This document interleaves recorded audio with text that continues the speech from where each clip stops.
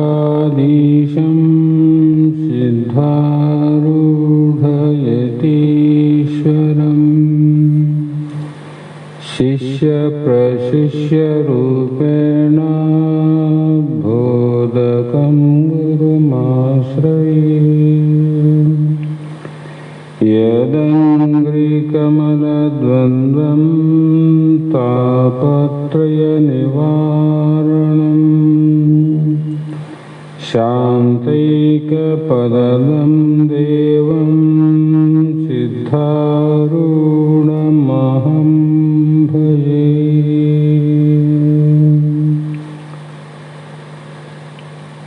जगदादि जगद्गुरु अद्वैत सार्वभौम भक्ತರ ಮುಕ್ತರ ಕಲ್ಪವೃಕ್ಷ ಕಾಮಧೇನು ಸದ್ಗುರು ಸಿದ್ಧಾರೂಢ ಮಹಾಸ್ವಾಮಿಗಳ ಶ್ರೀಪಾದ ಪದ್ಮಗಳಿಗೂ ಆರೂಢ ಜ್ಯೋತಿ ಶಿವಪುತ್ರ ಮಹಾಸ್ವಾಮಿಗಳ ಶ್ರೀಪಾದಗಳಿಗೂ ಶ್ರೋತ್ರಿಯ ಬ್ರಹ್ಮನಿಷ್ಠರು ಬ್ರಹ್ಮಲೀನರು ಸದ್ಗುರು ಬಸವಾನಂದ ಮಹಾಸ್ವಾಮಿಗಳ ಚರಣ ಕಮಲಗಳಿಗೂ ಅನಂತ ದೀರ್ಘ ದಂಡ ಪ್ರಣಾಮಗಳನ್ನು ಸಮರ್ಪಿಸುತ್ತ ಸದ್ಗುರು ಸಿದ್ಧಲಿಂಗಪ್ಪ ತಾತ ಕಪಗಲ್ ಇವರನ್ನು ಮನದೋಳು ಧ್ಯಾನಿಸುತ್ತ ತಮ್ಮೆಲ್ಲರಿಗೂ ವಂದಿಸುತ್ತ ಈ ದಿನ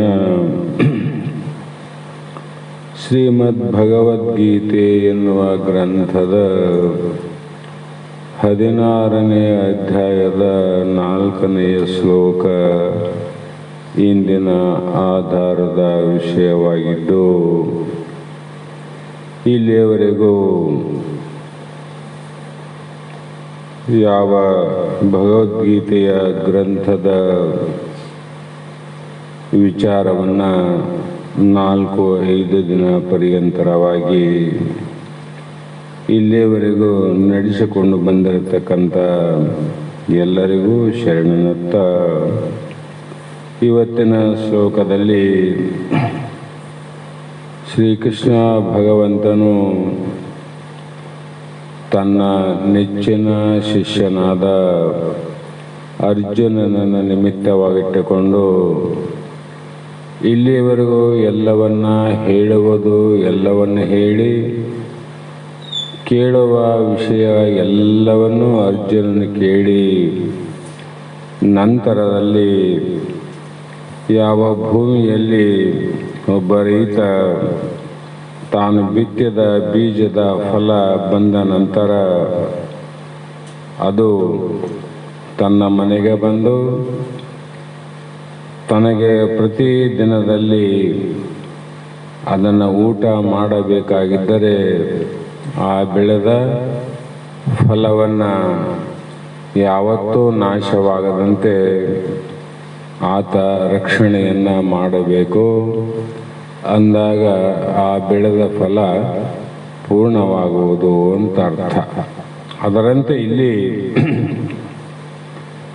ಯಾವ ವಿಚಾರಗಳು ಅಂದರೆ ಒಬ್ಬ ಮುಮುಕ್ಷು ಮೋಕ್ಷವನ್ನು ಪಡೆಯಬೇಕು, ಈ ಜನ್ಮವನ್ನು ಸಾರ್ಥಕವನ್ನು ಮಾಡಿಕೊಂಡು ಹಿಂದೆ ಆಗಿ ಹೋದಂಥ ಮಹಾತ್ಮರ ಸಾಲಿನಲ್ಲಿ ನಾವು ಸೇರಿ ಪರಮಾತ್ಮನ ಕೃಪೆಗೆ ಅಂದು ತಾಯಿಯ ಗರ್ಭದಲ್ಲಿ ಭಾಷೆಯನ್ನು ಕೊಟ್ಟು ಬಂದಂಥ ವಿಚಾರವನ್ನು ಪೂರ್ಣ ಮಾಡುವುದು ನಮ್ಮೆಲ್ಲರ ಕರ್ತವ್ಯ ಅನ್ನೋ ಭಾವದಿಂದ ಇಲ್ಲಿ ಮಹಾತ್ಮರು ಅಂದಾಗ ಎಂಥ ಗುಣಗಳು ಇರಬೇಕು ನಿನ್ನಲ್ಲಿ ಅಂದರೆ ಅವರು ಹೇಳುವ ಭಾಷೆಯಲ್ಲಿ ದಂಭ ದರ್ಭ ಅಭಿಮಾನ ಚ ಕ್ರೋಧ ಪಾರುಷ್ಯಂ ಏವ ಚ ಅಜ್ಞಾನಂ ಚ ಅಭಿಜಾತಸ್ಯ ಪಾರ್ಥ ಸಂಪದಂ ಅಸುರೀಂ ಅಂತ ಈ ಶ್ಲೋಕದ ಅಭಿಪ್ರಾಯ. ಅಂದರೆ ನಾವು ದೈವಿ ಸಂಪತ್ತನ್ನು ಕಾಪಾಡಬೇಕು, ರಕ್ಷಣೆಯನ್ನು ಮಾಡಿಕೊಳ್ಳಬೇಕು ಮತ್ತು ಗಳಿಸಬೇಕು. ಪ್ರಪಂಚವನ್ನು ಮಾಡಬೇಕಾಗಿತ್ತು ಅಂದರೆ ನಾವು ಧನವನ್ನು ಸಂಪತ್ತನ್ನು ಗಳಿಸಲೇಬೇಕು.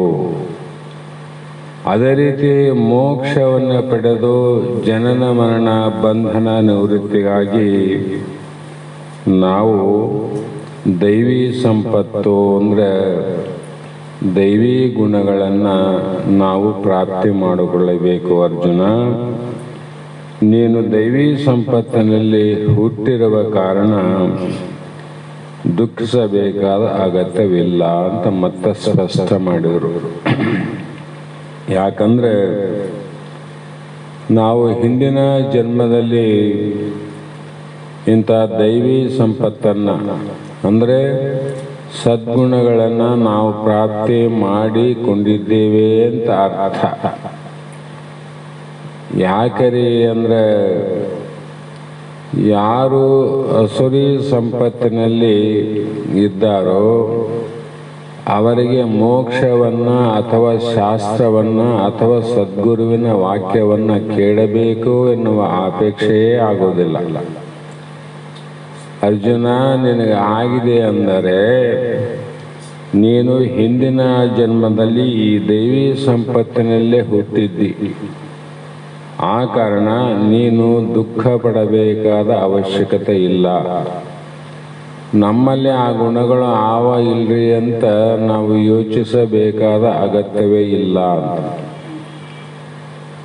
ಪ್ರಪಂಚದಲ್ಲಿ ಹೇಳ್ತೀವಿ, ಕೆಲವು ವ್ಯಕ್ತಿಗಳನ್ನು ನೋಡಿ ಹುಟ್ಟುವಾಗನೇ ಅವನು ಶ್ರೀಮಂತರ ಹೊಟ್ಟೆಯಲ್ಲಿ ಶ್ರೀಮಂತರ ಮನೆತನದಲ್ಲೇ ಹುಟ್ಟಿ ಬಂದಾನೆ ಅಂದಾಗ ಆತ ಮತ್ತೆ ಶ್ರೀಮಂತಿಕೆಯ ಅಪೇಕ್ಷೆಯನ್ನು ಗಳಿಸಬೇಕೆಂಬ ಇಚ್ಛೆಯನ್ನು ಮಾಡುವ ಅವಶ್ಯಕತೆ ಇಲ್ಲ ಅಂತ. ಯಾಕಿಲ್ಲ? ಮೊದಲೇ ಶ್ರೀಮಂತರ ಮನೆಯಲ್ಲಿ ಹುಟ್ಟಾನ, ಬೇಕಾದಷ್ಟು ಸಂಪತ್ತು ಮನೆಯಲ್ಲಿ ಆದ. ಅದಕ್ಕಾಗಿ ಮತ್ತೆ ಸಂಪತ್ತನ್ನು ಗಳಿಸಬೇಕು ಎನ್ನುವ ಇಚ್ಛೆಯನ್ನು ಮಾಡುವ ಅವಶ್ಯಕತೆ ಇಲ್ಲ. ಯಾರಿಗೆ ಅದು ಇಲ್ಲ ಅವರಿಗೆ ಗಳಿಸಬೇಕೆಂಬ ಇಚ್ಛೆ ಆಗ್ತದೆ. ಗಳಿಸಿದವ್ರು ಏನು ಮಾಡ್ಬೇಕ್ರಿ ಅಂದರೆ ಅದನ್ನು ಬಳಸುವ ಇಚ್ಛೆಯನ್ನು ಮಾಡಬೇಕು ವಿನಃ ಗಳಿಸುವ ಇಚ್ಛೆಯನ್ನು ಮಾಡಬಾರದು. ಬಹಳ ಜನ ಗಳಿಸ್ತಾರೆ, ಗಳಿಸ್ಬೇಕಿಲ್ಲಂತಲ್ಲ, ಗಳಿಸಿ ಮಾಡೋದೇನು ಅಂತ ಮೊದಲು ತಿಳ್ಕೋಬೇಕು. ಗಳಿಸಿದ ಮೇಲೆ ಮುಂದೆ ನಾವು ಏನು ಮಾಡಬೇಕು ಆ ವಿಚಾರ ಇಲ್ಲದೆ ಗಳಿಸಿದ ಸಂಪತ್ತು ಅದು ಜಗತ್ತಿನಲ್ಲಿ ಕಲ್ಯಾಣ ಕಾರ್ಯಕ್ಕಾಗಲಿ ಅಥವಾ ತನ್ನ ಸ್ವಾರ್ಥದ ಉಪಯೋಗಕ್ಕಾಗಲಿ ಅದು ಬರೋದಿಲ್ಲ ಅಂತ ಬಹಳ ಜನ ಹೇಳ್ತಾರಲ್ಲ, ನಾಯಿಯಲ್ಲಿ ಜೇನು ಇಟ್ಟಂಗಂತ. ನಾಯಿ ಮಲ ಮಾಡುವ ಸ್ಥಾನದಲ್ಲಿ ಜೇನಿಟ್ರೆ ಅದು ಜೇನುತುಪ್ಪ ಯಾರಿಗಾದ್ರೂ ಉಪಯೋಗ ಬರ್ತದೇನೋ? ಉಪಯೋಗ ಬರೋದಿಲ್ಲ. ಅದಕ್ಕಾಗಿ ಪ್ರತಿಯೊಂದನ್ನು ನಾವು ಗಳಿಸಬೇಕನ್ನೋ ಇಚ್ಛೆ ಇರಬೇಕು. ಆದರೆ ಗಳಿಸುವ ಸಂಪತ್ತು ಯಾವುದಕ್ಕಾಗಿ ಬಳಸಬೇಕು ಅನ್ನುವ ವಿಚಾರ ಇರಬೇಕು. ಬರೇ ಗಳಿಸಿ ಗಳಿಸಿ ಇಡೋದಾಯ್ತು ವಿನ ಅದು ಮುಂದೆ ಏನು ಮಾಡವ ನೀನು? ಆ ಥರ ಆಗಬಾರ್ದು.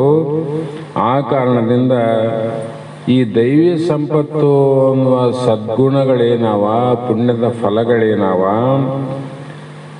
ಆ ಸಂಪತ್ತಿಗೆ ಏನು ಮಾಡ್ತದೆ ಅಂದರೆ ನಮ್ಮನ್ನ ಬಂಧನದಿಂದ ಬಿಡುಗಡೆ ಮಾಡುತ್ತದೆ ದೈವಿ ಸಂಪತ್ತು.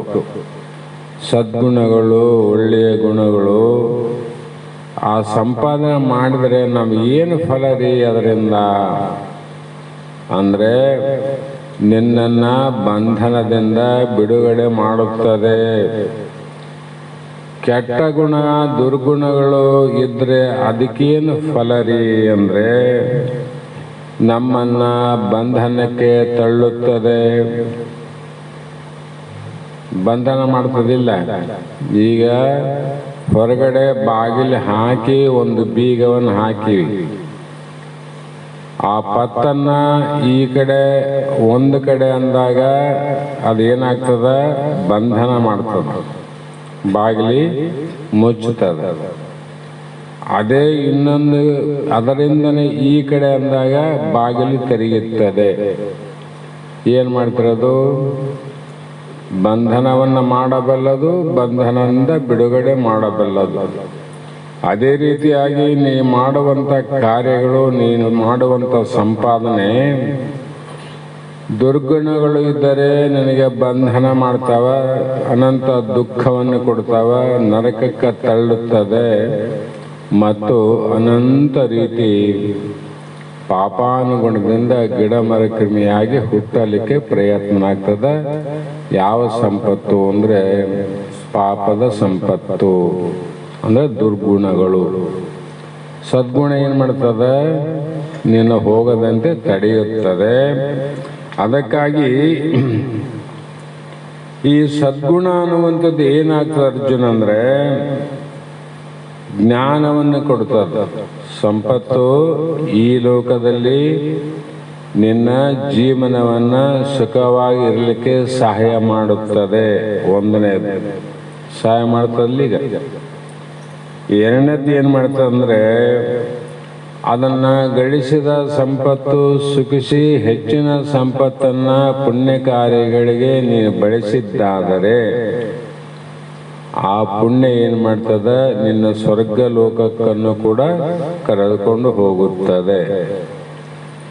ಅದೇ ಪುಣ್ಯವನ್ನ ಭಗವಂತಂದು ಅಂತ ನಿಷ್ಕಾಮದಿಂದ ಮಾಡಿದ್ದಾದರೆ ಅದರಿಂದ ಅಂತಃಕರಣ ಶುದ್ಧ ದ್ವಾರದಿಂದ ಮೋಕ್ಷವನ್ನ ಉಂಟು ಮಾಡುವ ಫಲವನ್ನು ಕೊಡುತ್ತದೆ ದೈವಿ ಸಂಪತ್ತು.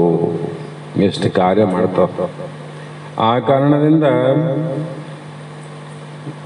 ಇನ್ನೊಂದು ಅಜ್ಞಾನದ ಮೂಲಕ ಬಂಧನವನ್ನು ಉಂಟು ಮಾಡುತ್ತದೆ. ದೈವಿ ಸಂಪತ್ತೆಂಬ ರಾಜಮಾರ್ಗವನ್ನು ಅವಲಂಬಿಸಿ ಪ್ರಯಾಣವನ್ನು ಮಾಡಿದರೆ ಮೋಕ್ಷವೆಂಬ ಸ್ವಸ್ಥಾನಕ್ಕೆ ಸೇರುತ್ತದೆ. ಸದ್ಗುಣಗಳ ಸಂಪತ್ತಿನಿಂದ ಗುಣಗಳೇ ಭೂಷಣವಲ್ಲದೆ ಸರ್ವಕ್ಕೆ ಮಣಿಹೇಮಾದಿಗಳು ಭೂಷಣವಲ್ಲ ಅಂತ ಸರ್ಪಭೂಷಣ ಹೇಳಿರಲ್ಲ. ಆ ಪದ್ಯದಲ್ಲಿ ಬರುವಂಥ ಗುಣಗಳೇ ದೈವಿ ಸಂಪತ್ತು. ಈ ಹೊರಗಿನ ಸಂಪತ್ತು ಮೋಕ್ಷಕ್ಕೆ ಸಾಧನವಲ್ಲ, ಮೋಕ್ಷಕ್ಕೆ ಅದು ಸಾಧನವಲ್ಲ.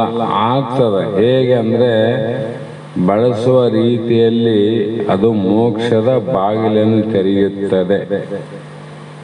ಬಾಗಿಲು ತೆರೆದ್ರೆ ಆಯ್ತೇನ್ರಿ, ಬೀಗ ಹಾಕಿವಿ, ಕೀಲಿ ತೆಗೆದೀವಿ, ಬಾಗಿಲೇನು ಓಪನ್ ಆಗ್ಯದ, ಒಳಗೆ ನೀನು ಹೋಗ್ಬೇಕು, ಮತ್ತು ಹೊರಗೆ ನಿಂತರೆ ಒಳಗೆ ಹೋಗಿ ಸಾಧ್ಯ ಅದೇನು? ಬಾಗಿಲು ತೆರೆದದ, ಇಲ್ಲಂತಲ್ಲ, ನೀನು ಒಳಗೆ ಹೋಗೋ ಪ್ರಯತ್ನ ಮಾಡಬೇಕು. ಅದರಂತೆ ಸದ್ಗುಣಗಳ ದ್ವಾರದಿಂದ ಬಾಗಿಲು ತೆರೆದದ. ಈಗ ನಿಮಗೆ ಎಲ್ಲರಿಗೂ ಬಾಗಿಲು ತೆರೆದದ. ಈಗ ಗುರುದ್ವಾರ, ಗುರುಸ್ಥಾನ, ಮಹಾತ್ಮ ಶರಣರ ಸಂಘ ಏನದ, ಇದು ಬಾಗಿಲು ತೆರೆದದೀಗ.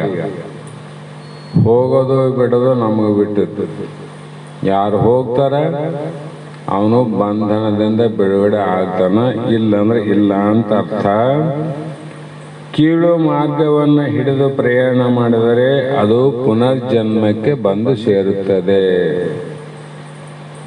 ಯಾವ ಅಸುರಿ ಸಂಪತ್ತು ಏನವ ಅವು ಕೀಳು ಮಾರ್ಗ ಅಂತಾರ. ಕೀಳು ಮಾರ್ಗ, ಕೆಟ್ಟ ಮಾರ್ಗ ಅಂತ. ಕೆಟ್ಟ ಮಾರ್ಗ ಹಿಡಿದು ಹೋದರೆ ಎಲ್ಲಿಗೆ ಹೋಗ್ತಿದ್ದಿ? ಕೆಟ್ಟ ಸ್ಥಾನಕ್ಕೆ ಹೋಗ್ತಿದ್ದಿ. ಒಳ್ಳೆಯ ಮಾರ್ಗವನ್ನು ಹಿಡಿದು ಹೋದರೆ ಒಳ್ಳೆಯ ಸ್ಥಾನಕ್ಕೆ ಹೋಗ್ತಿದ್ದಿ. ಇದರಲ್ಲಿ ಅನುಮಾನ ಇಲ್ಲ. ಯಾಕಂದ್ರೆ ಒಂದು ಸಲ ಒಬ್ಬ ಸಾಧು ಪ್ರಯಾಣ ಮಾಡ್ತಾ ಮಾಡ್ತಾ ಹೊರಟಿದ್ದ. ಆತನ ಉದ್ದೇಶ ಏನಿತ್ತಂದ್ರೆ ಪುಣ್ಯಕ್ಷೇತ್ರ, ಯಾವ ಪಾಂಡುರಂಗನ ವಿಠಲನ ದರ್ಶನಕ್ಕಾಗಿ ಆತ ಹೊರಟಿದ್ದ. ಆತ ಎಂದು ನೋಡಿದ್ದಿಲ್ಲ ಸಾಧು. ಪ್ರತಿದಿನ ದಾರಿಯಲ್ಲಿ ಹೋಗ್ತಾ ಇದ್ದ. 4, 8, 10 ಕಿಲೋಮೀಟರ್ ನಡೆದು ಎಲ್ಲಿ ಕತ್ತಲಾಗ್ತದ ಅಲ್ಲಿ ಊರಲ್ಲಿ ವಾಸ ಮಾಡಿ, ಬೆಳಗ್ಗೆ ಸೂರ್ಯ ಉದಯ ಆದ ನಂತರ ತನ್ನ ನಿತ್ಯ ಕರ್ಮಗಳನ್ನು ಮುಗಿಸಿ ಮತ್ತೆ ಪ್ರಯಾಣ ಮಾಡ್ತಿದ್ದ.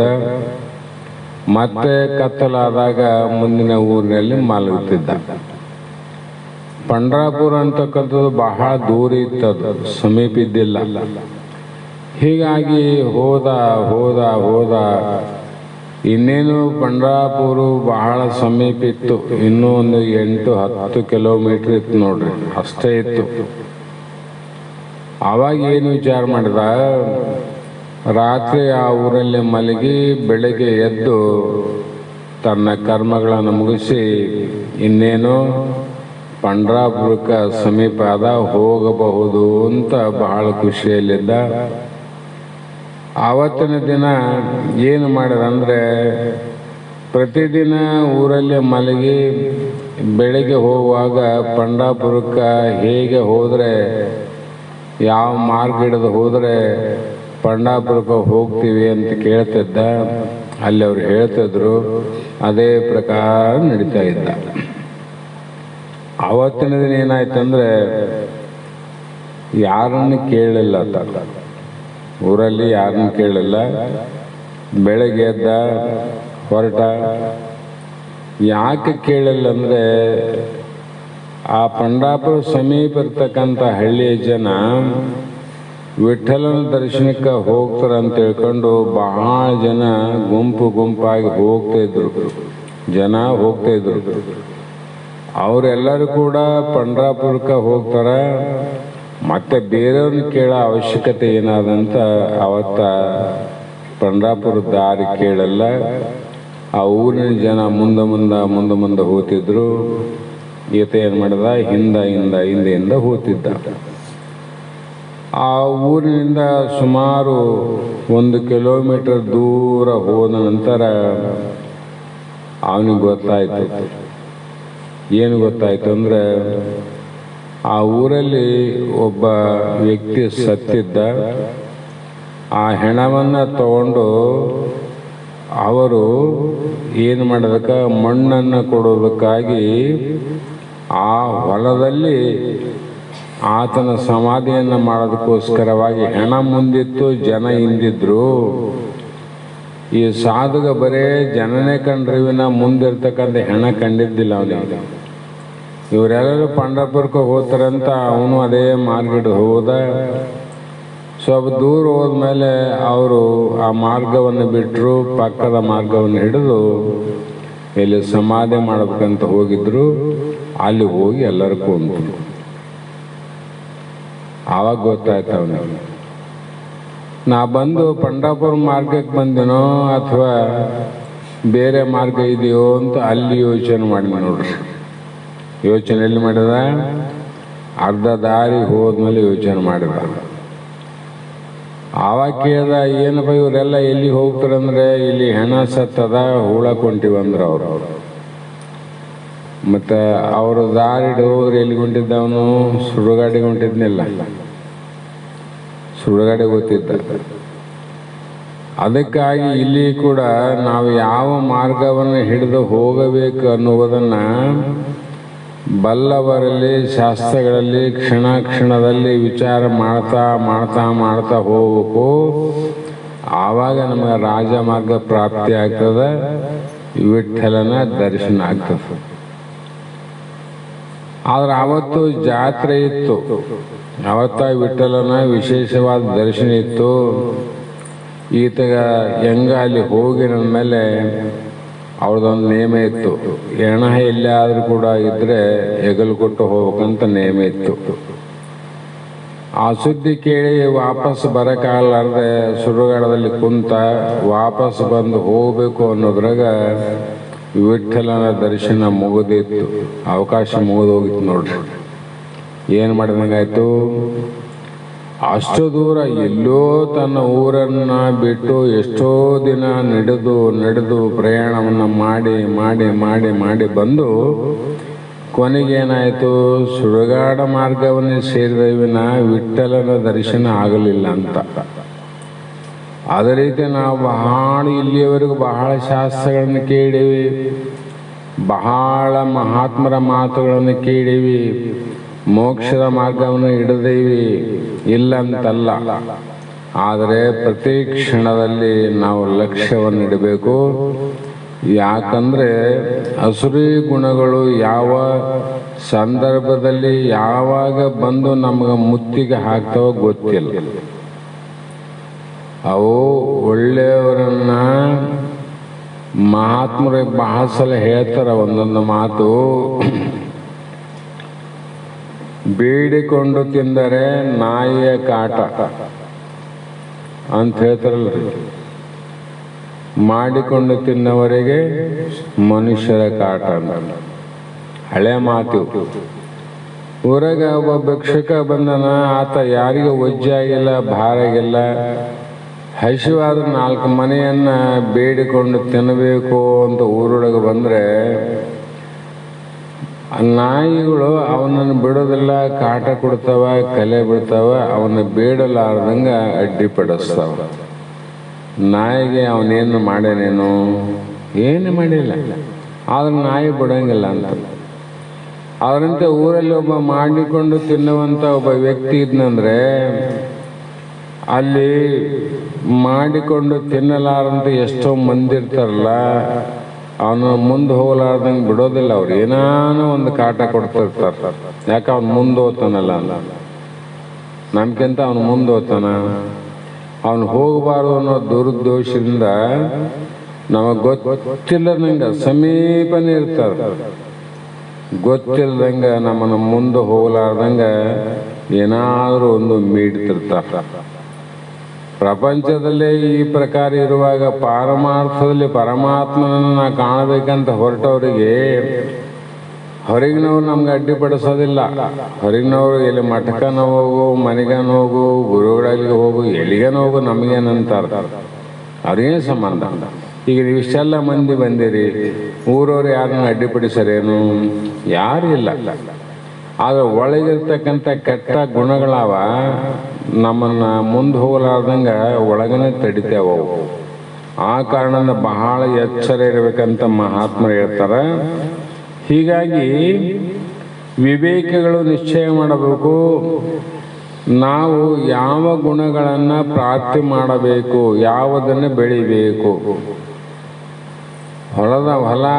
ಹೊಲದಲ್ಲಿ ಬೇಕಾದಷ್ಟು ಸಂಪತ್ತೂ ಆದ, ಭೂಮಿನೇ ಚಲೋ ಆದ, ಆಮೇಲೆ ಒಂದು ದೊಡ್ಡ ಬಾವಿನ ಆದ, ಬಾವಿಲಿ ಯಥೇಚ್ಛವಾದ ನೀರಿನ ಸಂಗ್ರಹಣ ಆದ.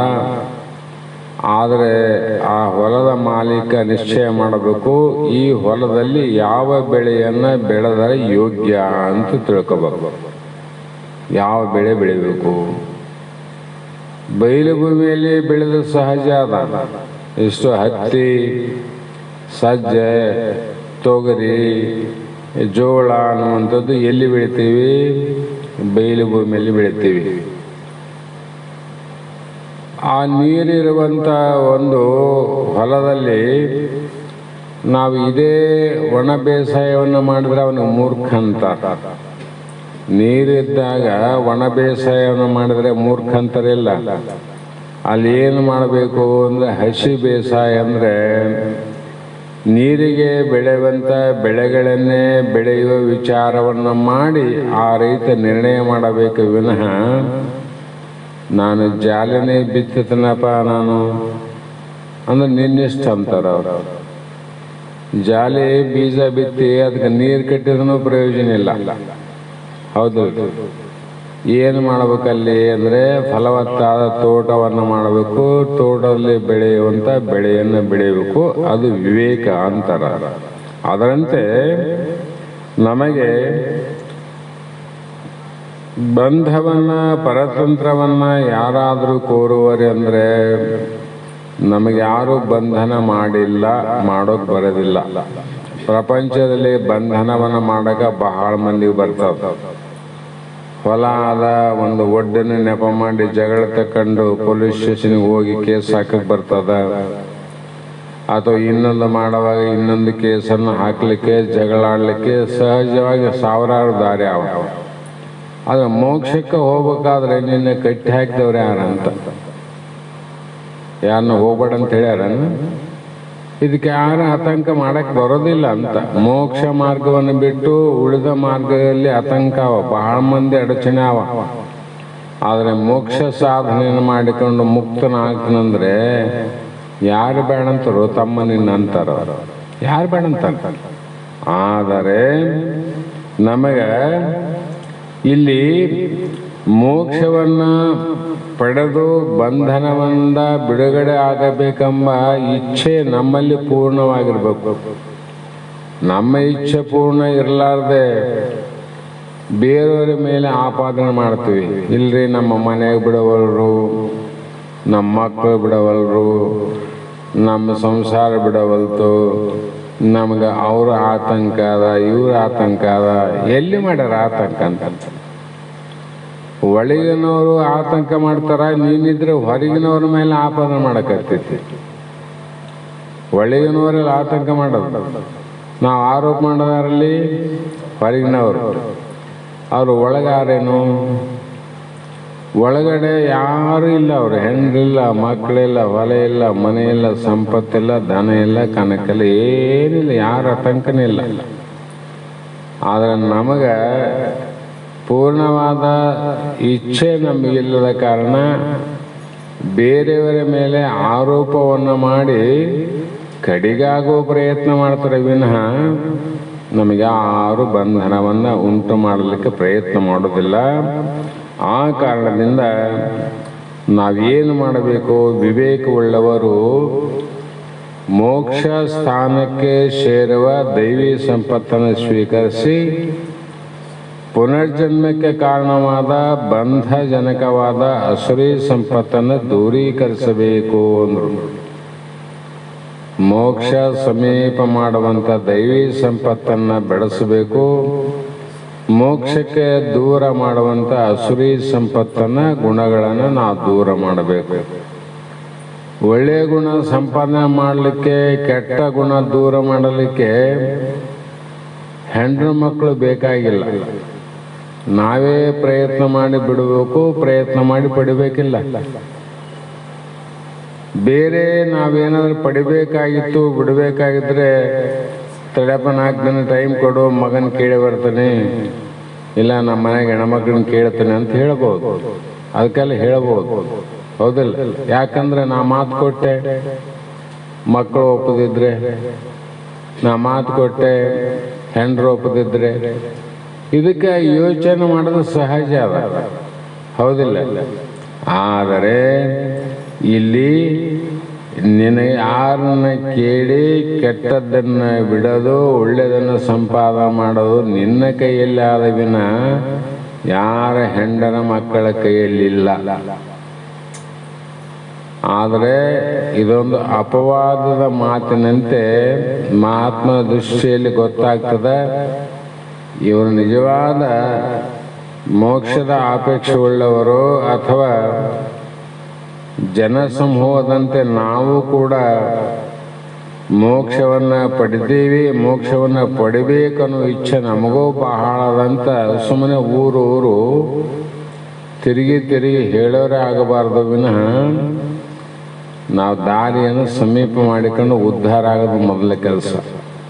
ನಾವು ದಾರಿ ಮೊದಲು ಮಾಡಬೇಕು. ಭಾಳ ಸಲ ಕೇಳಿರಿ, ದೊಡ್ಡ ಮನೆ ಇತ್ತು, ಮನೆಯಲ್ಲಿ ಗಂಡ ಹೆಂಡತಿ 2 ಮಕ್ಕಳು, ಮಲಗಿದ್ದು ಸುಖದ ಸುಪ್ಪತ್ತಿಗೆ ನಿದ್ದೆ ಹತ್ತಿತ್ತು. ಅಂಥ ಸಮಯದಲ್ಲಿ ಆಕಸ್ಮಿಕವಾಗಿ ಯಾವುದೋ ಕಾರಣದಿಂದ ಬೆಂಕಿ ಹತ್ತಿತ್ತು ಮನೆಗೊಳಗೆ. ಆ ಸಣ್ಣ ಕಿಡಿ ಅನ್ನೋದು ಅದು ಹೆಚ್ಚು ಆಗ್ತಾ ಮನೆ ಎಲ್ಲ ಆ ಕಡೆ ಧಗ ಅನ್ನುವಂಥ ಪ್ರಸಂಗ ಬಂತು. ಆ ಶೆಕೆಗೆ ಆ ಮನೆಯಲ್ಲಿ ಮಲಗಿದಂಥ ಮಾಲೀಕನಿಗೆ ಎಚ್ಚರಾಯಿತು. ನೋಡ್ತಾನ ದಿಗ್ಭ್ರಮೆ, ಮನೆಯೆಲ್ಲ ಬೆಂಕಿ ಹತ್ತಕತ್ತದ. ಇನ್ನೇನು ತಾವು ಮಲಗದ ಜಾಗ ಸಮೀಪ ಅದ. ಪಕ್ಕದಲ್ಲಿ ಹೆಂಡತಿ ಮಲಗಳ, ಮೋಹದ ಹೆಂಡತಿ, ಪ್ರೇಮದ ಮಕ್ಕಳು. ನೋಡಿದ ಇನ್ನೇನು ನಾನು ಕೂಡ ಈಗ ಹೊರಗೆ ಹೋಗದಿದ್ರೆ ಈ ಕಿಚ್ಚನಲ್ಲಿ ನಾನು ಸತ್ತು ಹೋಗ್ದಂತ ವಿಚಾರ ಮಾಡಿ ಮೊದಲು ಬಾಗಿಲನ್ನು ತೆಗೆದ. ತಾನು ಓಡೋಡಿ ಹೊರಗೆ ಬಂದ. ಒಳಗ ಮೋಹದ ಹೆಂಡತಿ ಯಾರು, ಪ್ರೇಮದ ಮಕ್ಕಳಾರಲ್ಲ ಅಂತ ಅವ್ರನ್ನ ಎಬ್ಬಿಸಿ ಎಲ್ಲರನ್ನ ಹೊರಗೆ ಕಳಿಸಿ ತಾನು ಬರಬೇಕು. ಹೆಂಡತಿನ ಎಬ್ಬಿಸಿ ಮಕ್ಕಳನ್ನ ಎಬ್ಬಿಸಿ ಅವ್ರನ್ನ ಹೊರಗೆ ಕಳಿಸಿದ ಮೇಲೆ ತಾನು ಹೊರಗೆ ಬರ್ಬೇಕಾಗಿತ್ತು. ಹಂಗೆ ಮಾಡಲಿಲ್ಲ ಅವನು. ಮೊದಲು ನಾನು ಪಾರಾದ ಸಾಕು, ಆಮೇಲೆ ದಯವಿಟ್ಟಿದ್ರೆ ಉಳಿದ್ರೆ ಅವ್ರು ಬರಲಿ, ಇಲ್ಲಂದ್ರೆ ಅಲ್ಲೇ ಸತ್ತು ಹೋಗ್ಲಿ ಅಂದ ತಾನು ಅವ್ರನ್ನ ಹೊರಗೆ ಕಿತ್ಕೊಂಡ್ ನೋಡ್ರು. ಇದಕ್ಕಾದ್ರೆ ಬುದ್ಧಿ ಆದಿಲ್ಲ. ಹೆಣ್ಣು ಮಕ್ಕಳು ಸತ್ರು ಬರಲ್ಲ, ನಾ ಬದುಕಿದ ಸಾಕಂತಾನ.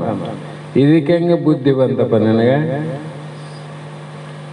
ಅದರಂತೆ ಇಚ್ಛೆ ಇರಬೇಕು ನೋಡಿ. ಇಲ್ಲಿ ಮೋಕ್ಷದ ಮಾರ್ಗವನ್ನು ಸಂಪಾದನೆ ಮಾಡುವವನಿಗೆ ಆ ದೈವಿ ಸಂಪತ್ತುಗಳ ಬಲಾಢ್ಯತನದಿಂದ ಯಾವ ಕಾರಣದಿಂದಲೂ ಕೂಡ ಅವು ನನ್ನನ್ನು ಬಿಟ್ಟು ಹೋಗಬಾರದು ಅನ್ನುವ ಸಂಪತ್ತನ್ನು ನಾವು ಗಳಿಸಿಕೊಂಡಿದ್ದಾದರೆ ನಾವು ಇಲ್ಲಿವರೆಗೂ ಕೋಟಿ ಜನ್ಮಗಳಲ್ಲಿ ಬಂಧನದಲ್ಲಿ ಬಿದ್ದು ಬಂದೀವಿ.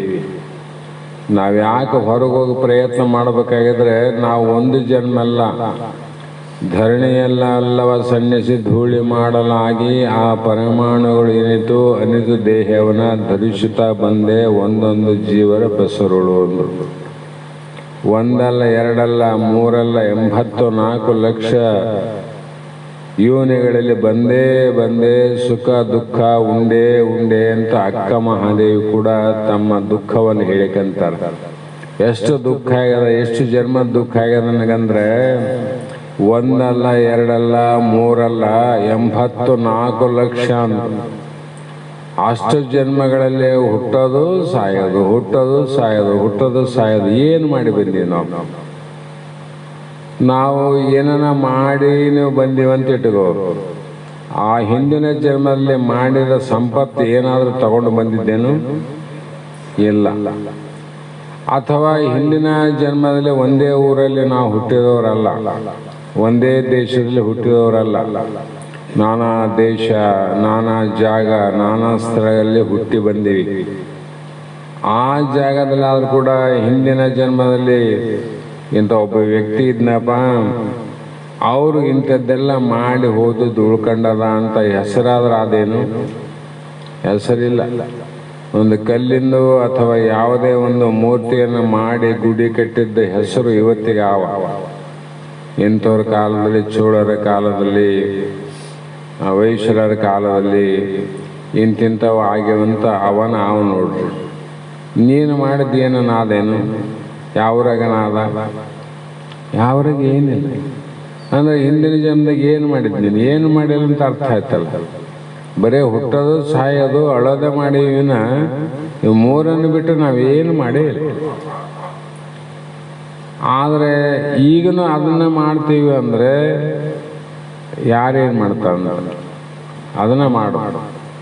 ಅದಕ್ಕೆ ವಿಚಾರವಂತರಿಗೆ ಗೊತ್ತಾಯಿತು, ಎಷ್ಟೋ ಜನ್ಮದಲ್ಲಿ ನಾನು ಬರೀ ಇದನ್ನು ಮಾಡೀನಿ, ಈ ದುಃಖದಿಂದ ಹೊರಗೆ ಬರಬೇಕು, ಬಂಧನದಲ್ಲಿ ಬಿದ್ದು ಪರತಂತ್ರದಲ್ಲಿ ಮುಳುಗಿರುವ ಜೀವನು ಪುರುಷ ಪ್ರಯತ್ನವನ್ನು ಉಪಯೋಗ ಮಾಡಿಕೊಂಡು ತನ್ನ ಜೀವನವನ್ನು ಪ್ರಯತ್ನದಿಂದ ಉಪಯೋಗ ಮಾಡಿಕೊಂಡು ಈಗಲಾದರೂ ಜಾಗೃತನಾಗಿ ಬಂಧನವನ್ನು ಬಿಡಿಸಿಕೊಳ್ಳಬೇಕಂದ.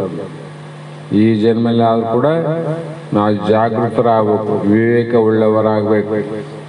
ಯಾಕೆ ನಾನು ಈ ಒಂದು ಒಳ್ಳೆಯ ಗುಣಗಳ ಸಂಪಾದನೆಯಿಂದ ನಾನು ಏನನ್ನು ಪಡೀಲಿಕ್ಕೆ ಹೊಂಟೀನಿ, ಅದನ್ನು ಪಡೆದೇ ತೀರಿ ನಾನು ಜನ್ಮ ಜನ್ಮಾಂತರದ ದುಃಖವನ್ನು ನಿವೃತ್ತಿ ಮಾಡಿಕೊಂಡು ಸುಖಿಯಾಗಿ ಆನಂದವಾಗಿ ಇರಬೇಕನ್ನುವಂಥ ಪ್ರಯತ್ನವನ್ನು ನಾವು ಮಾಡಬೇಕು.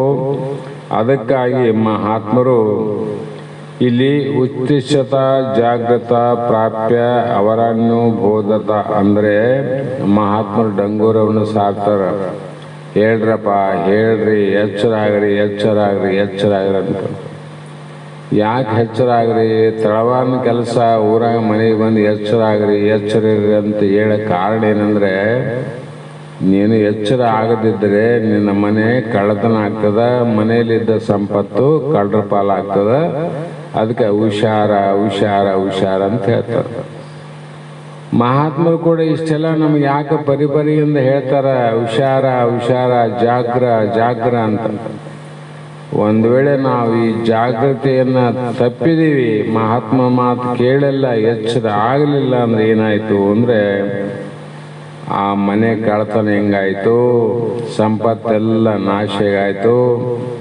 ನೀನು ಎಚ್ಚರ ಆಗದಿದ್ದರೆ ನಿನ್ನಲ್ಲಿರುವಂಥ ದೈವಿ ಸಂಪತ್ತು ಏನು ಸಾಧನೆ ಮಾಡಿ ಪಡ್ಕೊಂಡಿದ್ದೆಲ್ಲ ಎಂಥದ್ದು, ಸಾಕೆನಿಸದ ಸವಿಯದ ಬೇಕೆನಿಸದ ಜೋಗೆಗುಂದದ ಸುಖವ ಆಹಾ ಸುಖವಾದ ಅಂಥ ಆನಂದ ಸುಖವನ್ನು ನಾವೇನು ಪಡ್ಕೊಂಡಿವಿ ಇವತ್ತು, ಪಡ್ಕೊಂಡ್ವಿ ಇಲ್ಲ.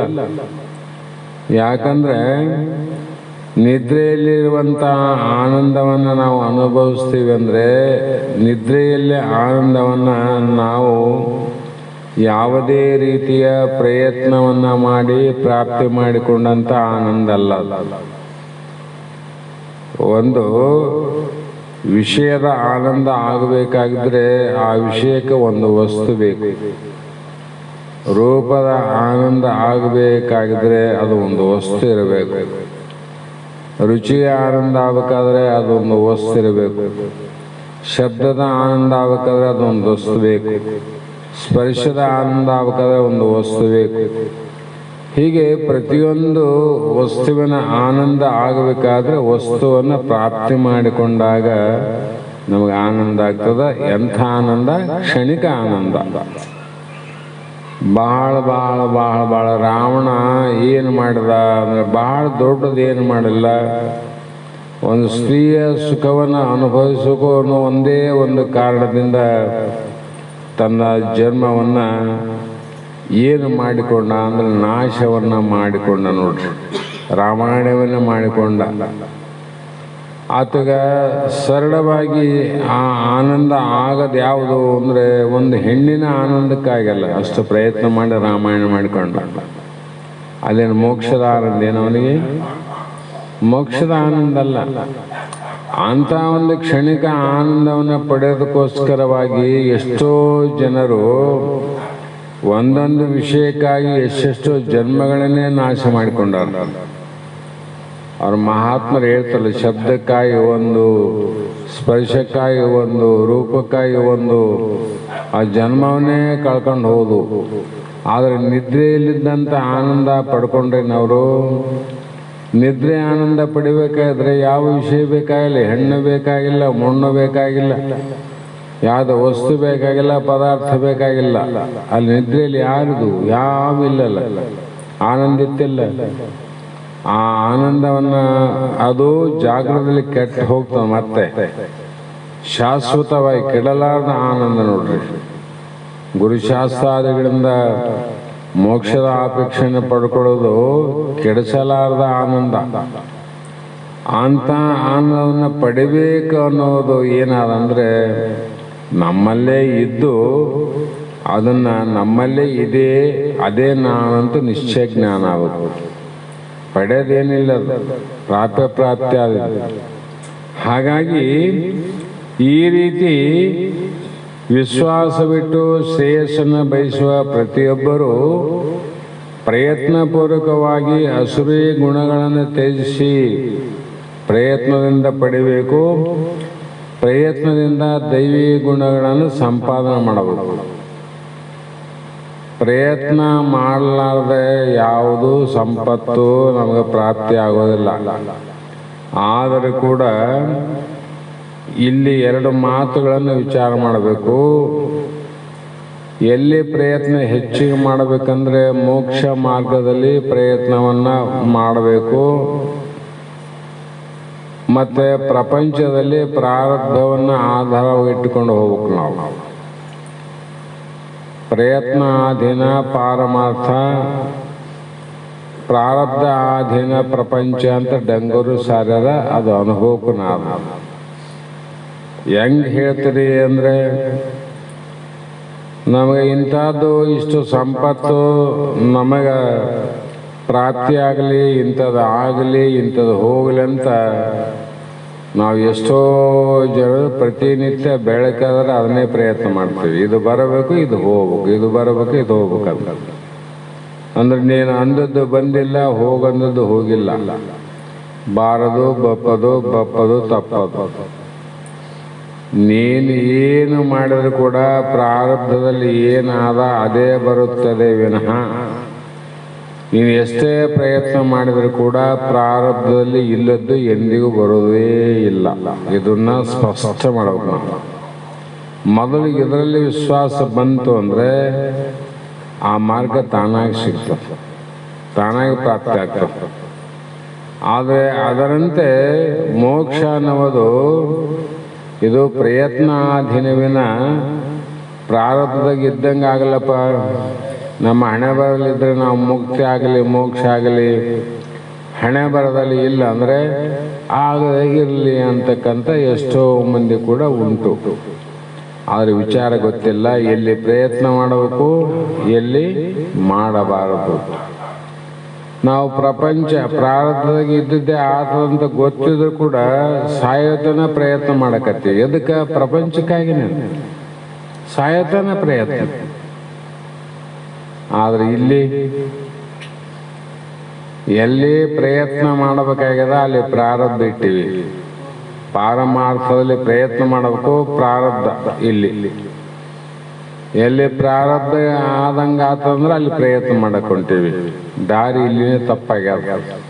ಅದಕ್ಕೆ ಅಸುರಿ ಮಾರ್ಗ, ಇಲ್ಲಿ ದೈವಿ ಸಂಪತ್ತು, ಅಸುರಿ ಸಂಪತ್ತು ಅಂದ್ರೆ ಹಿಂಗೆ ನೋಡಿ ಆಗೋದು. ದೈವಿ ಸಂಪತ್ತನ್ನು ನಾವು ಪ್ರಾಪ್ತಿ ಮಾಡಬೇಕಾದ್ರೆ ಪ್ರಯತ್ನ ಮಾಡಬೇಕಾಗಿದೆ. ಹಾಗಾಗಿ ಈ ಎಲ್ಲ ಸಂಪತ್ತುಗಳ ವಿಚಾರವನ್ನು ಕೇಳಿದಂಥ ಅರ್ಜುನ ಮನಸ್ಸಿನಲ್ಲಿ ವಿಚಾರ ಮಾಡಿದ, ಕೃಷ್ಣ ಭಗವಂತ ಇಷ್ಟೆಲ್ಲ ಹೇಳಕತ್ತನ. ಯಾಕಂದ್ರೆ ಇಲ್ಲಿ ವಿವೇಕ, ವೈರಾಗ್ಯ, ಶಮ, ದಮ, ತಿತಿಕ್ಷೆ, ಶ್ರದ್ಧಾ, ಸಮಾಧಾನ, ಭಕ್ತಿ, ಮುಮುಕ್ಷತ್ವ ಇವೇ ಮುಖ್ಯವಾದ ದೈವಿ ಸಂಪತ್ತು ಅಂತ. ಇವನು ಬಿಟ್ಟರೆ ಉಳಿದುವೆಲ್ಲ ಅಸುರಿ ಸಂಪತ್ತೆ. ಅವೆಲ್ಲ ನಿನ್ನ ಮೋಕ್ಷ ಮಾರ್ಗಕ್ಕೆ ಕರೆದುಕೊಂಡು ಹೋಗುವಂಥ ಗುಣ ಸಂಪತ್ತಲ್ಲವು. ಇವೇನವ ವಿವೇಕ ವೈರಾಗ್ಯಗಳು ಮುಕ್ತಿಯ ಕಡೆ ಕರೆದುಕೊಂಡು ಹೋಗುವಂಥ ಸಂಪತ್ತುಗಳು. ಇವು ರಾಜ್ಯ ಮಾರ್ಗಕ್ಕೆ ಸಾಧನವಾದವುಗಳು. ಹಾಗಾಗಿ ಅರ್ಜುನ ಅನ್ಕಂಡ, ಇಷ್ಟೆಲ್ಲ ಹೇಳ್ತಿರಲ್ಲ ಕೃಷ್ಣ, ನಾನು ಯಾವ ಮಾರ್ಗಕ್ಕೆ ಸೇರಿನಿ? ನನ್ನಲ್ಲಿ ಅಸುರಿ ಸಂಪತ್ತು, ಕೆಟ್ಟ ಗುಣಗಳಾವು. ಅಥವಾ ಒಳ್ಳೆಯ ಗುಣಗಳಾವು, ಕೆಟ್ಟ ಸಂಪತ್ತಾದೋ ಅಥವಾ ಒಳ್ಳೆಯ ಸಂಪತ್ತಾದೋ ಅಂತ ಕೇಳಿದಾಗ ಆ ಶಂಕೆಯನ್ನು ನಿವಾರಿಸಕ್ಕೋಸ್ಕರವಾಗಿ ಶ್ರೀಕೃಷ್ಣನು ಮತ್ತು ಅರ್ಜುನ ಹೇಳ್ದ, ಮಾ ಶುಚ ಅಂದರೆ ಮಹಾವಾಕ್ಯ ಇದೇ ಗೀತೆಯ ಸಂದೇಶ. ದುಃಖಿಸಬೇಡ ಅರ್ಜುನ, ನೀನು ದೈವಿ ಸಂಪತ್ತಿನಲ್ಲಿ ಜನ್ಮಿಸಿರುವುದರಿಂದ ದುಃಖಿಸಬೇಡ. ನೀನು ಶ್ರೀಮಂತರ ಮನೆಯಲ್ಲಿ ಹುಟ್ಟಿತಮ್ಮ, ಗೊತ್ತಿಲ್ಲ, ನೀನು ಬಡವ ಅಂತ ಅಳಬೇಡ ಅಂತ ಅರ್ಥ. ಶ್ರೀಮಂತರ ಮನೆಯಲ್ಲಿ ಹುಟ್ಟಿದ್ದಿ, ನಾನು ಬಡವ ಅಂತ ನೀ ತಿಳ್ಕೊಂಡಿದ್ದಲ್ಲ, ನೀನು ಬಡವಲ್ಲ, ಅದಕ್ಕೆ ದುಃಖಿಸಬೇಡ, ನೀನು ಶ್ರೀಮಂತ. ಅದನ್ನು ಹೇಳಬೇಕಿಲ್ಲ. ಯಾಕಂದ್ರೆ ಅವನಿಗೆ ಗೊತ್ತಿಲ್ಲ ನಮ್ಮ ಮನೆತನದಲ್ಲಿ ಏನು ಸಂಪತ್ತಾದ, ನಾ ಎಲ್ಲಿ ಜನ್ಮ ಎತ್ತೀನಿ ಅನ್ನೋದು ಗೊತ್ತಿಲ್ಲ. ಕಾರಣ ಎಲ್ಲರೂ ಬಡವ ಬಡವ ಅಂತ ಅಳ್ತಿದ್ರೆ ಇವನು ಕೂಡ ಅಳಕತ್ತಿದ್ದ. ನಾನು ಬಡವ ಅಂತ ಇವನು ದುಃಖ ಮಾಡಕತ್ತಿದ್ದ. ಒಬ್ಬ ವ್ಯಕ್ತಿ ಬಂದ, ನೀನು ಹೆಂಗೆ ಬಡವತ್ತಿದ್ದು ಅಂದ. ಮತ್ತು ಎಲ್ಲರೂ ಬಡವರು ಅಂತಾರಲ್ರಿ, ಮತ್ತು ನಾನು ಬಡವ ಅಂದ. ಅಲ್ಲೋ ಅವನಿಗೆ ಸಂಪತ್ತಿಲ್ಲ, ಅದಕ್ಕಾಗಿ ಬಡವರು ಅಂತ ಅಳ್ತಾರೆ ಅವರು. ನಿನಗೆ ಸಂಪತ್ತಾದ, ಅವ್ರು ಅಳ್ತಾರಂತ ನೀನು ಅಳಕೋಬೇಡ. ಯಾಕಂದ್ರೆ ನೀನು ಸಂಪತ್ತಿನಲ್ಲಿ ಶ್ರೀಮಂತರಲ್ಲಿ ಹುಟ್ಟಿದವನು. ಅದಂತೆ ಕೃಷ್ಣನು ಹೇಳುವುದರಿಂದ ದುಃಖ ನಿವೃತ್ತಿಗೆ ದೈವಿ ಸಂಪತ್ತ ಕಾರಣವೆಂತಲೂ, ನಾವು ಪ್ರತಿಯೊಂದು ದುಃಖಗಳು ನಮಗೆ ಬರಬಾರದು ಅಂದರೆ ದೈವಿ ಸಂಪತ್ತು ಅಂದರೆ ಒಳ್ಳೆ ಗುಣಗಳು ಹಿಡಿದು ಯಾರು ಹೋಗ್ತಾರ ಅವ್ರಿಗೆ ಎಂದಿಗೂ ದುಃಖನೇ ಬರೋದಿಲ್ಲ. ಯಾಕೆ ಬರೋದಿಲ್ರಿ ಅಂದರೆ ಅದನ್ನು ರಕ್ಷಣೆ ಮಾಡೋದಕ್ಕೆ ನಿನ್ನಲ್ಲಿರ್ತಕ್ಕಂಥ ಗುಣಗಳೇ ನಿನ್ನ ರಕ್ಷಣೆ ಮಾಡ್ತಾವ. ಗುಣಗಳೇ ಭೂಷಣವಲ್ಲದೆ ಅವೇ ನಿನ್ನ ರಕ್ಷಣೆ ಮಾಡ್ತಾವ. ಅದಕ್ಕೆ ನೀನು ಉತ್ತಮ ಶೀಲ ಹಾಗೂ ಹೃದಯ ನೈರ್ಮಲ್ಯವು ದುಃಖ ರಾಹಿತ್ಯಕ್ಕೆ ಬೀಜವೆಂದು ತಿಳಿದು ಬರುತ್ತದೆ. ಮತ್ತು ಅಸುರಿ ಸಂಪತ್ತು ದುಃಖಕ್ಕೆ ಕಾರಣವೆಂತಲೂ. ದುಃಖಕ್ಕೆ ಕಾರಣ ಅದೇ, ಸುಖಕ್ಕೆ ಕಾರಣ ಅದೇ. ನಮಗೆ ಕೆಟ್ಟ ಗುಣಗಳು ಇರಲಿ, ನಮಗೆ ಸುಖ ಆಗಲಿ ಅಂದರೆ ಎಂದಿಗೂ ಆಗೋದಿಲ್ಲ. ಒಳ್ಳೆಯ ಗುಣ ಇರಲಿ, ನಮಗೆ ದುಃಖ ಆಗಲ್ಲ ಅಂದರೆ ಆ ದುಃಖ ಎಂದಿಗೂ ಬರಂಗಿಲ್ಲ. ಪಾಂಡವರಲ್ಲಿ ಒಳ್ಳೆಯ ಗುಣ ಇದ್ವಿಲ್ಲ, ಅವರಲ್ಲಿ. ಕೌರವರಲ್ಲಿ ಇದ್ದವು, ಹಸುರಿ ಸಂಪತ್ತಿದ್ದು, ಅವರಿಗೆ ದೈವಿ ಸಂಪತ್ತಿತ್ತಲ್ಲ. ಅಂಥವರಿಗೆ 12 ವರ್ಷ ವನವಾಸ, 2 ವರ್ಷ ಅಜ್ಞಾತವಾಸದಲ್ಲಿದ್ದು ಅವರು ಪಡಬಾರದಂಥ ಕಷ್ಟವನ್ನು ದುಃಖವನ್ನು ಪಟ್ಟರೂ ಕೂಡ ಅವರೇ ಅಂತರಂಗದಲ್ಲಿ ಸುಖಿಗಳಾದರೂ ವಿನಃ ಕೌರವರಿಗೆ ಅರಮನೆ ಇತ್ತು, ಬೇಕಾದ ಸಂಪತ್ತಿತ್ತು, ರಾಜಭೋಗ ಇತ್ತು, ಅರಮನೆಯಲ್ಲೇ ವಾಸ ಮಾಡ್ತಿದ್ರು ಕೂಡ ಅಂತರಂಗದಲ್ಲಿ ದುಃಖ ಇತ್ತು ಅವರಿಗೆ. ಯಾರಿಗೆ? ಕೌರವರಿಗೆ ದುಃಖ ಎಲ್ಲಿತ್ತು? ಅಂತರಂಗದ ದುಃಖ ಇತ್ತು. ಹೊರಗಡೆ ಶ್ರೀಮಂತಿಕೆ ಇತ್ತು, ಅದು ತಗೊಂಡೇನು ಮಾಡ್ತಾರೆ. ಪಾಂಡವರಿಗೆ ಬಾಹ್ಯದಲ್ಲಿ ಬಡವರಾಗಿದ್ರು, ಅರಣ್ಯದಲ್ಲಿ ಹೋದಾಗ ಏನಿತ್ತು? ಬಡವರಂತ. ತಿನ್ನಲಿಕ್ಕೆ ಕೈಲೂಟವನ್ನು ಹಿಡಿದು ಮನೆ ಮನೆ ತಿರುಗಾಡಿ ತಿನ್ನಲಿಲ್ಲವೇ ಪಾಂಡವರಂತ ಬರೀತಾರೆ. ಅವ್ರಿಗೆ ಎಂತಹ ಕಷ್ಟ ಇತ್ತಂದ್ರೆ, ಯಾರಾದರೂ ಅನ್ನ ಕೊಟ್ಟರೆ ಪಾತ್ರೆ ಇದ್ದಿಲ್ಲ ಅಂತ, ಪಾತ್ರೆಯಲ್ಲಿ ನೀಡ್ಸ್ಕೊಳ್ಳಕ್ಕೆ ಕೈನೇ ಪಾತ್ರೆಯನ್ನು ಮಾಡಿ ಆ ಕೈ ತುತ್ತನ್ನು ಹಾಕಿದಾಗ ಅಲ್ಲೇ ತಿಂದು ಅದ್ರಾಗ ನೀರು ಕುಡಿದು ಬದುಕ್ಯಾರ ಅವರು. ಆದರೆ ಹೊರಗಡೆ ಅಂಥ ದುಃಖದಲ್ಲಿದ್ದರು, ಒಳಗಡೆ ಅಂಥ ಮನಸ್ಸಿನಲ್ಲಿ ಶ್ರೀಮಂತರಾಗಿದ್ರು. ಅದಕ್ಕೆ ಕಾರಣ ಏನಂದರೆ ದೈವಿ ಸಂಪತ್ತು, ಅದು ರಕ್ಷಣೆ ಮಾಡ್ತಿಲ್ಲ ಅವರಿಗೆ. ಆ ಕಾರಣದಿಂದ ನಾವು ದುಃಖ ನಿವೃತ್ತಿಯನ್ನು, ಆನಂದ ಪ್ರಾಪ್ತಿಯನ್ನು ಕೋರುವವರು ಆರಂಭದ ಗೀತೆಯಲ್ಲಿ ಹೇಳಿದ ದೈವಿ ಗುಣಗಳನ್ನು ಸಂಗ್ರಹಿಸಿ ಅಸುರಿ ಗುಣಗಳನ್ನು ತ್ಯಜಿಸಬೇಕು ಅಂದರು. ಕೆಟ್ಟ ಗುಣಗಳನ್ನು ಬಿಡದೆ ಒಳ್ಳೆಯ ಗುಣಗಳನ್ನು ಸಂಪಾದನೆ ಮಾಡ್ರು. ಎಷ್ಟು ಮಾಡ್ಬೇಕ್ರಿ ಅಂದರೆ ನೇಮಗಳಾವ. ಎಳ್ಳನಿತು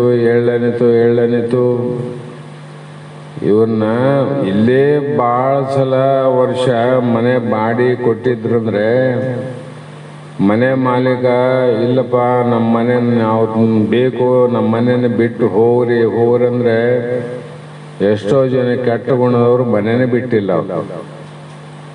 ಮನೆ ಬಿಟ್ಟಾರ, ಮತ್ತೆ ಮನೆ ಮಾಲೀಕ ಮೇಲೆ ಕೇಸ್ ಹಾಕಿ ಕೋರ್ಟಿಗೆ ಹಾಕಿ ಏನೇನೋ ಗದ್ದಲ ಮಾಡ್ಕೊಂಡು ಹೋಗ್ಯಾರಿಲ್ಲ. ಅವ್ರದ್ದೇನು ಮನೆ ಅದು ಇಲ್ಲ. ಆದರೆ ಆ ಮನೆಯ ಅನುಕೂಲಗಳನ್ನು ನೋಡಿದಾಗ ಈ ಮನೆ ಬಿಟ್ಟು ಹೋಗಬಾರ್ದಂತ ಹೊಟ್ಟೆ ಕಿಚ್ಚಿನಿಂದ ಇನ್ನೂ 4 ವರ್ಷ ಹೆಂಗನ ಮುಂದಕ್ಕೆ ಹಾಕ್ಬೇಕಂತ ಏನಾದ್ರು ನೆಪ ಮಾಡಿ ಜಗಳ ತೆಗಿತಾರೆ. ಅವನು ಬಿಡಿಸ್ಬೇಕಾದ್ರೆ ಕಷ್ಟ ಇಲ್ಲ. ಅದರಂತೆ ಈ ಅಸುರಿ ಗುಣಗಳೇನವ, ಕೆಟ್ಟ ಗುಣಗಳು ಈ ನಮ್ಮ ಒಳಗೆ ಶರೀರದ ಒಳಗೆ ಅವರು ಹೃದಯದಲ್ಲಿ ಎದ್ಕೊಂಡು ಇದು ವಾಸಸ್ಥಾನಕ್ಕೆ ಬಹಳ ಯೋಗ್ಯ ಅಂತ ತಿಳ್ಕೊಂಡವು. ಇವು ಚಲೋ ಅದ, ಇಲ್ಲೇ ರಮ್ಮು, ನೀನು ಶಾಸ್ತ್ರ ಕೇಳಿ ಗುರುವಾಕ್ಯ ಕೇಳಿ ಒಂದೇದೆಲ್ಲ ಬಿಟ್ಟು ಹೋಗ್ರಿ ಅಂದ್ರೆ ಇವರು ಬಿಡೋರಲ್ಲ. ಇವರು ಜನ್ಮ ಈ ಮನೆ ವಾಸ ಮಾಡ್ಯಾರ. ಇಂಥ ಶ್ರೇಷ್ಠವಾದ ಮನೆ, ಅನುಕೂಲವಾದ ಮನೆ ಎಲ್ಲಿ ಸಿಗ್ತದ? ಯಾಕಂದ್ರೆ ಮಾನವ ಶರೀರ ಅನ್ನುವಂಥದ್ದು ಬಹಳ ಶ್ರೇಷ್ಠ ಅದ, ಹೌದಿಲ್ಲ? ಇದು 3 ಅಂತಸ್ತಿನ ಮನೆ ಅದ. ಈ ಮನೆಯಲ್ಲಿ ಜನ್ಮಾಂತರದಿಂದ ವಾಸ ಮಾಡಿ ಬಂದವರು ಇವತ್ತು ಹೀನವಾದ ಗಿಡ ಮರ ಕ್ರಿಮಿಕೀಟ ಆ ದೇಹದಲ್ಲಿ ಹೋಗಿರ್ರಿ, ಈ ಮನೆಗಿರೋದು ಬೇಡ ಅಂದ್ರೆ ಅವ್ರು ಹೆಂಗೆ ಹೋಗ್ತಾರೇನು? ಅದಕ್ಕೆ ಏನು ಮಾಡಬೇಕು? ಅರಿವಿನಿಂದ ಉಪಾಯದಿಂದ ಅವ್ರನ್ನ ಮನೆ ಖಾಲಿ ಮಾಡಿಸ್ಬೇಕು. ಅದಕ್ಕೆ ಒಮ್ಮೆಲೆ ಬಿಟ್ಟು ಹೋಗ್ರಂದ್ರೆ ಕೋಟಿ ಹಾಕ್ತಾರೆ ಅವ್ರು. ಎಲ್ರಿ ಇಷ್ಟು ವರ್ಷ ನಾವೇ ಕಾಯ್ದು ಕಟ್ಟಿವಿ, ಕಂದಾಯ ಕಟ್ಟಿವಿ, ನಾವೇ ಲೈಟ್ ಬಿಲ್ ಕಟ್ಟಿವಿ, ಎಲ್ಲ ನಾವೇ ಮಾಡೀವಿ. ಅವ್ರ ಮನೆಗೆ ಇಲ್ಲೇ ಇಲ್ಲ, ಈಗ ಏಕಾಏಕಿ ಬಂದು ನಮ್ಮ ಮನೆ ಬಿಡು ಅಂತಾರ. ಇವೆಲ್ಲ ನ್ಯಾಯ ಇಲ್ಲ. ಅದಕ್ಕೆ ನೀವಿನಿಂದ ಜಾಗ್ರತೆಯಿಂದ ನೀವು ಬಿಡಬೇಕು. ನೋಡಪ್ಪ, ಭಾಳ ದಿನ ಇಲ್ಲಿ ಇರಂಗಿಲ್ಲ, ಬಿಡಬೇಕು ಭಾಳ ಕಿರಿಕಿರಿ ಅಥವಾ ಈ ಮನುಷ್ಯ ಸುಮ್ಮನೆ ಇರಂಗಿಲ್ಲ ಅಂತ ಒಂದು ದಿವಸ ಬಿಟ್ಟು ಹೋಗ್ತಾರ. ಅದರಂತೆ ಇಲ್ಲಿ ಮಹಾತ್ಮರು ಏನು ಹೇಳ್ತಾರಂದ್ರೆ, ಮುಂದಿನ ಶ್ಲೋಕದಲ್ಲಿ ಅನಂತ ವಿಚಾರವನ್ನು ಹೇಳೋರಾರ. ಇಲ್ಲಿಗೆ ಸಮಯ ಆದ ಕಾರಣ ಇವತ್ತಿನ ಶಾಸ್ತ್ರದ ವಾಕ್ಪುಷ್ಪಗಳನ್ನು ಗುರುಪಾದಕ್ಕೆ ಸಮರ್ಪಿಸಿ ನೀವು ಧನ್ಯರಾಗೋಣ ಅನ್ನೋ ಮಾತನ್ನು ಹೇಳ್ತಾ, ನಾವೊಂದು 4-5 ದಿನ ಅನುಪಸ್ಥಿತಿಯಲ್ಲಿ ತಾವು ಕೂಡ ಎಲ್ಲರೂ ಶಾಸ್ತ್ರವನ್ನು ಕೇಳಿರಿ, ಶಾಸ್ತ್ರವನ್ನು ನಡೆಸಿರಿ. ನಿಮಗೆಲ್ಲರಿಗೂ ನಮಗೂ ಕೂಡ ಸದ್ಗುರುನಾಥ ಮೋಕ್ಷದ ಮಾರ್ಗಕ್ಕೆ ನಮ್ಮನ್ನು ಕರ್ಕೊಂಡು ಹೋಗಲಿ ಅಂತಕ್ಕಂಥ ಮಾತನ್ನು ಹೇಳ್ತಾ, ಇವತ್ತಿನ ಶಾಸ್ತ್ರದ ವಾಕ್ಪುಷ್ಪಗಳನ್ನು ಗುರುಪಾದಕ್ಕೆ ಸಮರ್ಪಿಸಿ ಧನ್ಯರಾಗೋಣ ಅನ್ನೋ ಮಾತನ್ನು ಹೇಳ್ತಾ ಮಂಗಲವನ್ನು ಹೇಳ್ರಿ.